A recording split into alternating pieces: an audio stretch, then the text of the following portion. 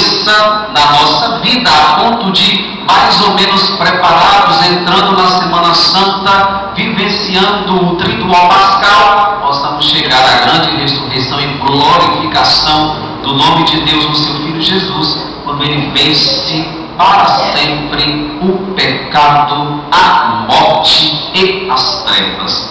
Vejam vocês que neste tempo propício, neste tempo quaresmal, onde nós nos revestimos de roxo, esse roxo penitencial diferente do advento, a igreja abre um espaço com o coração aberto para celebrar a solenidade. Não é uma festa qualquer, a solenidade do Pai adotivo de Jesus Cristo. José, homem justo, obediente e encurvado diante da palavra de Deus. José, como Maria, merece a nossa admiração e o nosso amor especial.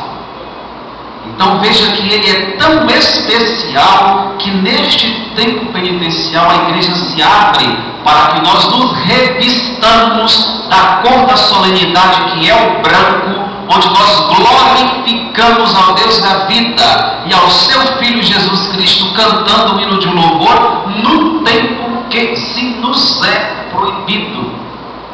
Veja a grandiosidade de José e vejam vocês o desafio que é seguir os passos que aquele homem José seguiu, que é os passos do seu Filho Jesus Cristo. Então vocês não têm qualquer padroeiro, vocês têm José, o homem justo, fervoroso, obediente e encurvado completamente diante do projeto de Deus. Então, quando nós celebramos a festa solene de José, nós não celebramos pensando em José. Nós celebramos a festa de José na perspectiva do seu filho. Porque nós ouvimos hoje na primeira leitura, Deus falando a Samuel, para que Natã dissesse ao povo, no primeiro livro lá de Samuel, que ele havia escolhido um povo e olharia por este povo.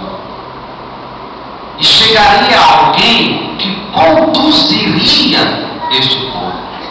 E este alguém daria sua vida por este povo. E por causa deste alguém, ele se tornaria pai deste povo, e este povo se tornaria o seu filho. Este alguém era Jesus.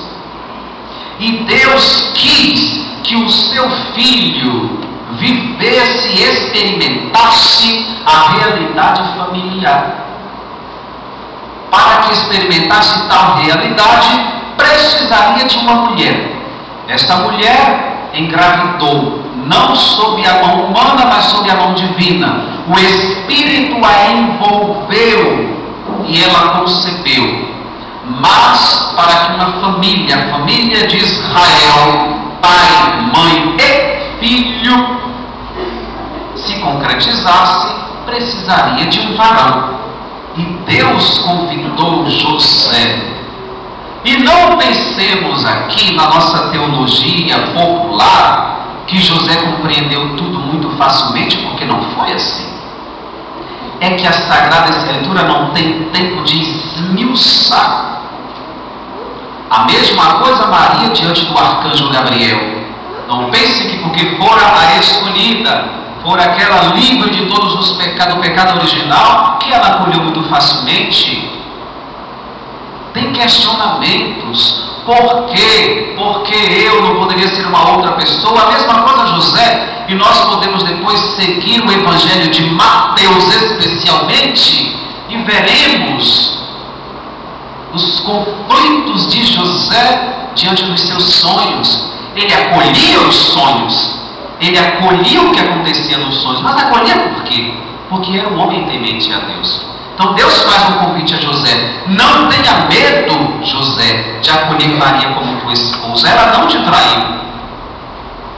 Você será o pai do meu filho único, o pai adotivo, e o envolverá com o seu amor.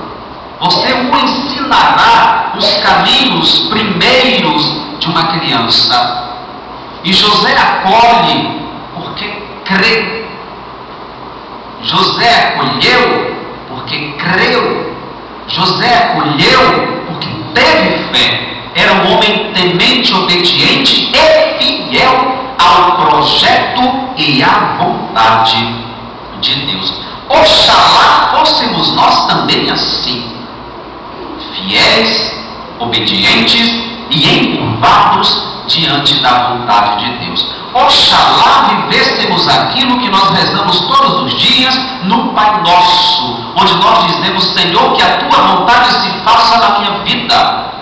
Nós seríamos tão mais felizes, nós sofreríamos tão menos se fôssemos fiéis àquilo que nós rezamos.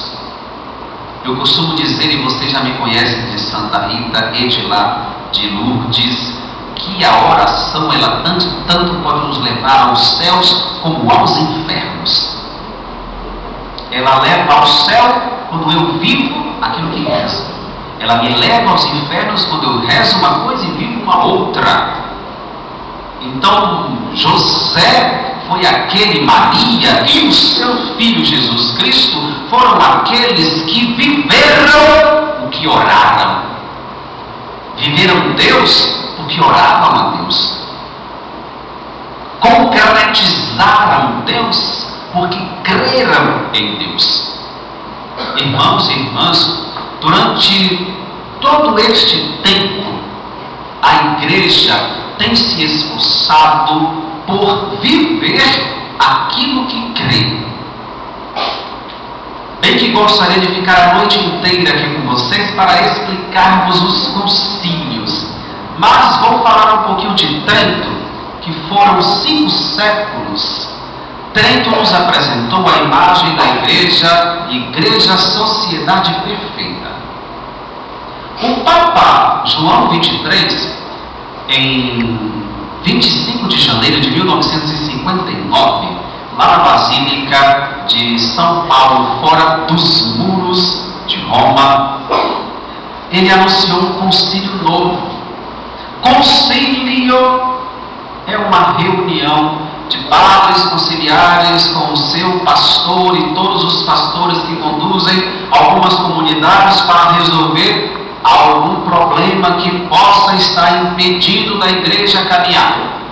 O primeiro concílio que nós temos é o concílio de Jerusalém, que está nos Atos dos Apóstolos, que vocês conhecem tão bem, porque leem sempre os Atos dos Apóstolos. O primeiro concílio, quando Pedro e Paulo discutem se os circuncisos ou incircuncisos serão lançados e serão acolhidos no cristianismo. O que é que faz? Chamemos os anciãos, chamemos os condutores de comunidade, e vejamos agora o que é que podemos resolver. Chegaram ao consenso. Paulo evangeliza os gentios. Gentios é todo aquele que não professa a sua fé verdadeira no único Deus. E Pedro fica com os judeus. Então assim a circuncisão não será tão importante. O importante é a circuncisão do coração. É o consenso que chegar em Jerusalém. Então, depois desse concílio, tivemos tantos outros concílios para falar de dogmas marianos, de dogma da Santíssima Eucaristia, para falar de Jesus, não é? Se Jesus era da mesma imagem e semelhança e substância de Deus, onde nós temos ali o resumo no credo niceno-constantinopolitano, porque tanto em Niceia quanto em Constantinopla se resolveu e trabalhou sobre isso. Depois tivemos o concílio de Elvira, quando falava do celibato, e por aí vai. Tantos outros concílios que infelizmente não terei tempo para esmiuçá-los para vocês, que seria um prazer imenso. Chegamos a Trento. Trento foi um concílio que surgiu para dar uma resposta a Lutero diante daquelas confusões todas que houveram naquela época. Então Trento precisou reafirmar, confirmar,